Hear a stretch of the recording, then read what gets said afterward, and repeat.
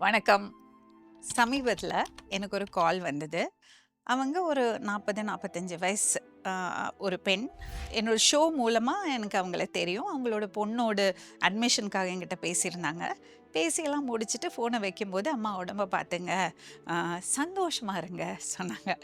"சரிம்மா" சொன்னேன். அவங்கள்ட்டயும் "உடம்ப பார்த்துங்க, பார்த்துருங்க" எல்லாம் சொல்லி ஃபோன வச்சாச்சு. அதுக்கப்புறம் நான் யோசிச்சேன். "சந்தோஷமா இருங்கம்மான்னு" சொன்னால அந்த பொண்ணு. ரொம்ப வித்தியாசமா இருந்தது. என்ன அது ரொம்ப டச் பண்ணித்து. நான் சந்தோஷமா இருக்கேனாங்கிற ஒரு கேள்வி எனக்கு வந்தது. நம்ம வாழ்க்கையில ஒவ்வொரு ஏஜ்ல இருக்கும்போது, நமக்கு ஒவ்வொரு விஷயம் நமக்கு சந்தோஷத்த குடுக்கும். சின்ன குழந்தையா இருக்கும்போது சின்ன சின்ன விஷயங்கள்.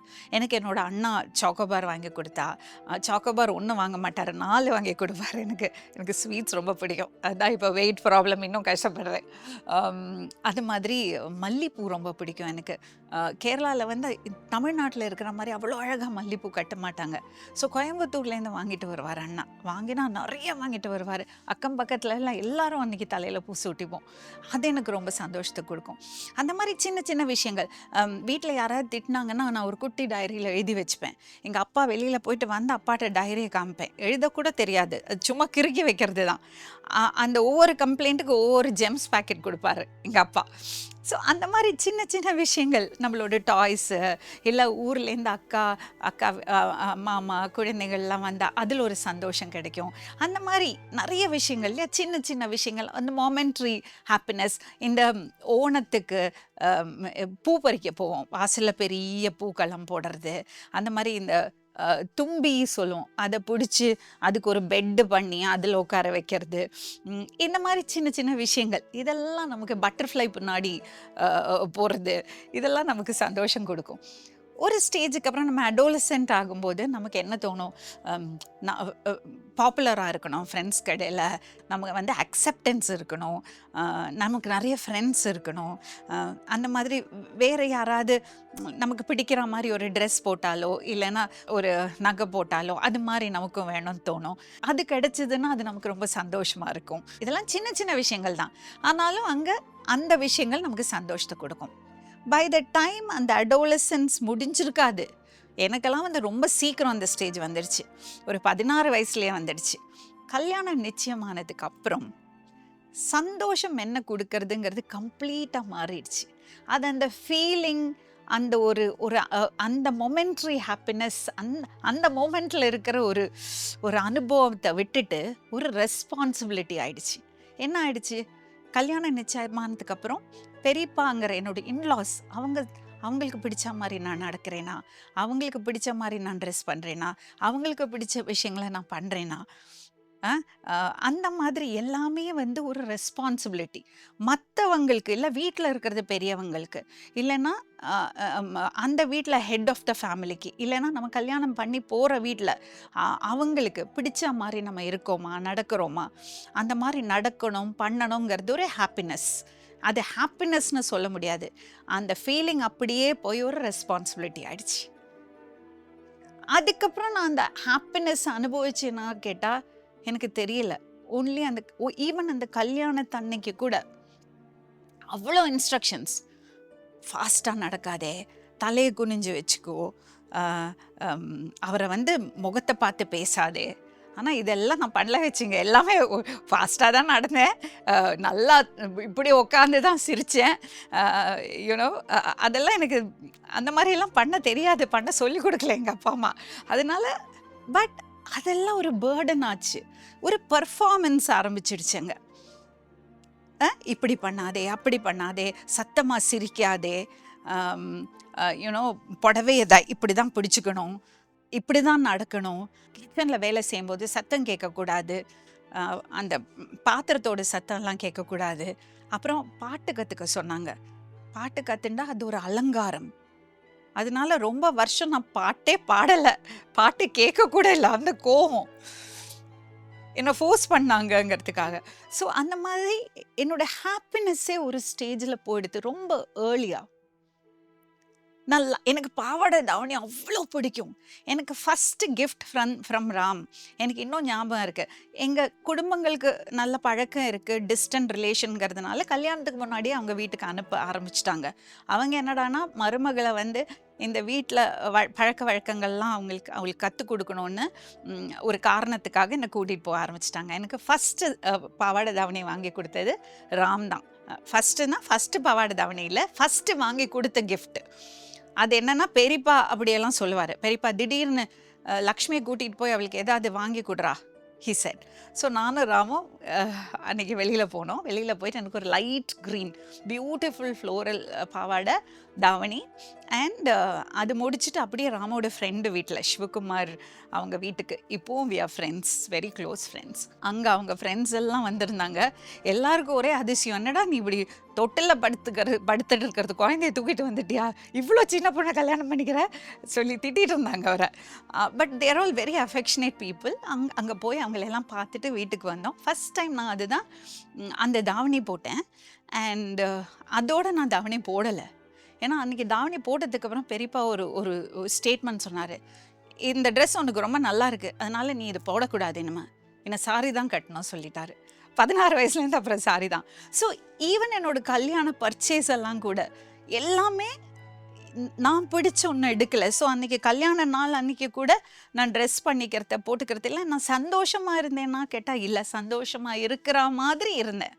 ஏன்னா மற்றவங்க யாரும் வருத்தப்படக்கூடாது, அப்பா அம்மாவுக்கு எந்த வருத்தம் வரக்கூடாது, அடக்கம் ஒதுக்கம் உள்ள பொண்ணாக இருக்கணும், கொஞ்சம்லாம் அதெல்லாம் மைண்டில் இருந்தது. ஸோ அதனால் அது ஒரு மாதிரி அந்த அந்த குரூவுக்குள்ளே போய் அப்படி பெர்ஃபார்ம் பண்ணிகிட்டே இருந்தோம். கல்யாணம் ஆனதுக்கப்புறம் கூட பல வருஷங்கள் அது தானே நம்மள்டேருந்து ஒவ்வொரு எக்ஸ்பெக்டேஷன்ஸ் இருக்கும். ரொம்ப சந்தோஷமாக இருந்தியா எப்போவாது கேட்டால் ஒரு சில நிமிஷங்கள். நாங்கள் 2 பேரும் கொடைக்கானலுக்கு ஹனிமூன் போனப்போ, அப்போ அந்த பாதி வழியில் மழை வந்தது, அந்த பஸ்ஸோட ஆக்சில் உடஞ்சிது, நாங்கள் ஒரு ஃபுல்லி லோடட் லாரியில் ஏறி மழையில் கொடைக்கானல் போனோம்.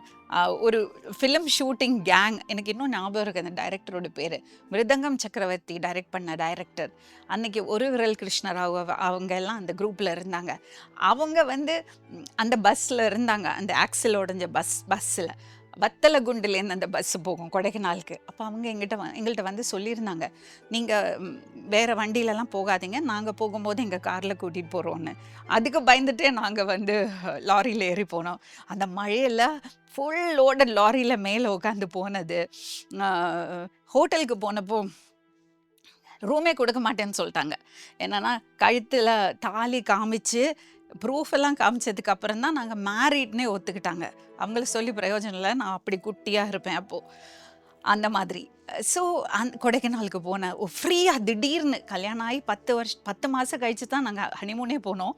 பட் அந்த ஒரு சடன் ஃப்ரீடம் அது. அதே மாதிரி 84 ஒரு பெரிய மழை வந்தது சென்னையில், பயங்கரமாக ஃப்ளட்டு மாதிரி வந்தது. அடையார் ரிவர் மேலே ஃபுல்லாக தண்ணி இருந்தது.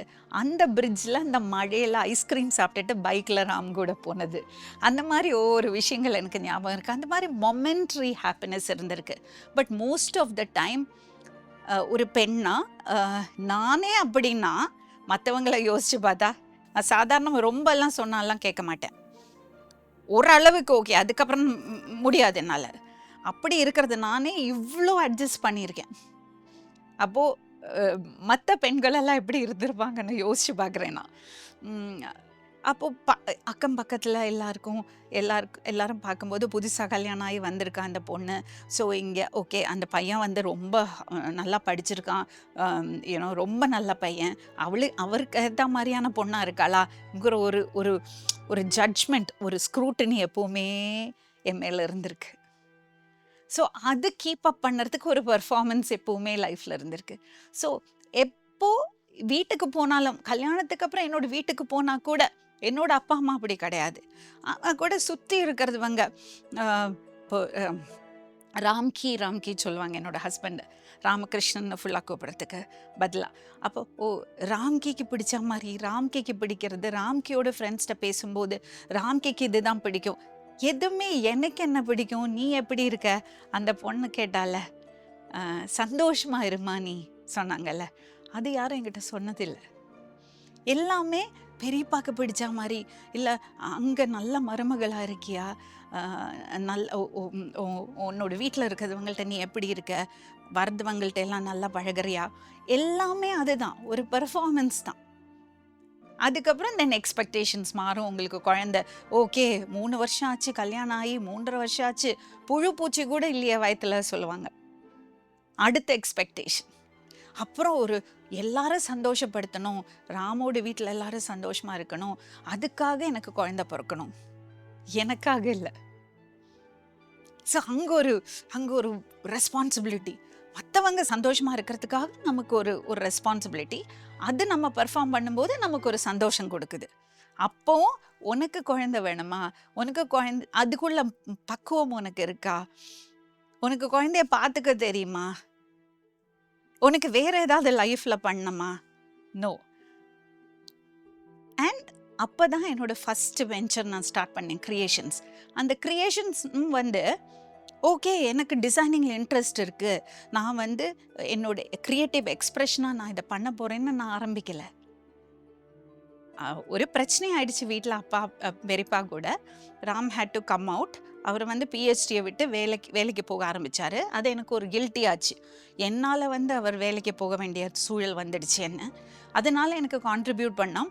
நான் ப்ரொஃபஷ்னல் குவாலிஃபிகேஷன் கிடையாது, அதனால் என்ன பண்ணால் எனக்கு கான்ட்ரிபியூட் பண்ண முடியும், அதெல்லாம் எனக்கு ரொம்ப பிடிச்சு நான் ஸ்டார்ட் பண்ணேன்னு இல்லை. ஆனால் ஒரு விஷயத்துக்கு நான் தேங்க் பண்ணோம், எனக்கு அது பண்ண முடிஞ்சது இல்லையா, அந்த சூழலில் நான் இருந்தேன். நிறைய பேருக்கு அவங்க அந்த சூழல் இருக்கிறது இல்லை. அண்ட் ராம் ரொம்ப சப்போர்ட் பண்ணார். சப்போர்ட்னா அதுக்கெல்லாம் வாங்கி கொடுக்கறது, அதுக்கான விஷயங்கள் அதெல்லாம் அவர் பண்ணவே மாட்டார். என்னை டிஸ்கரேஜ் பண்ண மாட்டார். ஏதாவது ஒரு ஃபெயிலியர் ஆச்சுன்னா நீ ஒன்னால தான் அது நடந்ததுன்னு சொல்ல மாட்டார். அதே பெரிய விஷயம் இல்லையா. ஸோ அந்த கிரியேஷன் ஸ்டார்ட் பண்ணதும் குடும்பத்துக்காக, அவரோட ஹாப்பினஸ்க்காக, அவர் சந்தோஷமாக இருக்கணும். நம்ம ஒரு கல்யாணம் ஆன புதுசில் அப்படி தானே இருக்கும். ஹஸ்பண்ட் சந்தோஷமாக இருக்கணும், அவருக்கு ஏற்ற பொண்டாட்டியாக நம்ம இருக்கோமா, இதெல்லாம் அந்த காலம். இந்த காலத்தோடு ஒப்பிடாதீங்க, நான் என்னோட ஜேர்னியை பற்றி சொல்கிறேன்.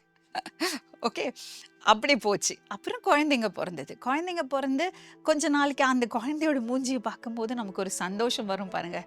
ஸோ அப்போ ஒரு சந்தோஷம் வரும். அதுக்கப்புறம் then we'll again get back to the same old thing. அப்புறம் நம்ம ஃபேமிலி பெருசாகிறது, நமக்கு ரெஸ்பான்சிபிலிட்டி பெருசாகிறது, நம்ம குழந்தைங்களும் நல்லபடியாக வளரணும், அவங்களுக்கு எந்த குறையும் இருக்கக்கூடாது. எல்லா பெற்றவங்களும் அப்படி தானே நினைப்பாங்க. அடுத்தது என்ன பண்ணலாம், இதுக்கு என்ன பண்ணலாம், அங்கே என்ன பண்ணலாம், எப்படி பண்ணால் நம்ம இன்னும் பெட்டராக இருக்கலாம், எப்படி குழந்தைங்களுக்கு. இப்போ எத்தனை பேரை நான் பார்க்குறேன் என்னோட ஷோவில், மேக்ஸிமம் அவங்களுக்கு படிப்பறிவு இருக்காது, ஸ்கூலுக்கு கூட போயிருக்க மாட்டாங்க. ஆனால் பசங்களை என்ஜினியரிங்கும் லாக்கும் இல்லை மெடிசனுக்கும் படிக்க வைப்பாங்க கஷ்டப்பட்டு, வீட்டை கூட பணம் வச்சு. ஏன்? அதில் தான் சந்தோஷம். அதுக்கப்புறம் நம்ம குழந்தைங்களோட லைஃப்பில் அவங்க நல்லா படிக்கணும், அவங்க நல்ல மார்க் வாங்கணும், அவங்களுக்கு நல்லபடியாக வேலை கிடைக்கணும், அவங்களுக்கு நல்லபடியாக கல்யாணம் ஆகணும். அப்போ எங்கே நம்ம சந்தோஷம்? நமக்குன்னு நம்ம என்ன செஞ்சுருக்கோம்? நல்லா இருக்கியாமா? நல்லா இருக்கேன். என்ன நல்லா இருக்கேன்? என்னோட ஹஸ்பண்ட் நல்லா இருக்காரு, எங்கள் குழந்தைங்க நல்லா இருக்காங்க, அவங்க நல்லா படிக்கிறாங்க, இல்லை நான் வேலைக்கு போகிறாங்க, அவங்களுக்கு வேலைக்கு கல்யாணம் ஆச்சு. இதுதான் நம்மளோட சந்தோஷம். ஹஸ்பண்டுக்கு இந்த வேலை பிடிக்கல, அவர் கொஞ்சம் இரிட்டேட்டடாகவே இருக்காரு, இன்னும் ஒரு நல்ல வேலை கிடச்சி அவர் கொஞ்சம் செட்டில் ஆகிட்டேன்னா அப்புறம் நான் ஹாப்பியாக இருக்கலாம். லைஃப்பில் ஃபைனலி கொஞ்சம் டைம் கிடச்சா நான் ஹாப்பியாக இருக்கலாம். உங்களையே கேட்டிருக்கீங்களா, நான் சந்தோஷமாக இருக்கேனா? நீ கேட்டிருக்கீங்களா? உங்ககிட்டயே. அந்த பொண்ணு என்கிட்ட கேட்டதுக்கப்புறம் நான் அந்த கேள்வி என்கிட்ட கேட்டுக்கிட்டேன், நான் சந்தோஷமாக இருக்கேனா?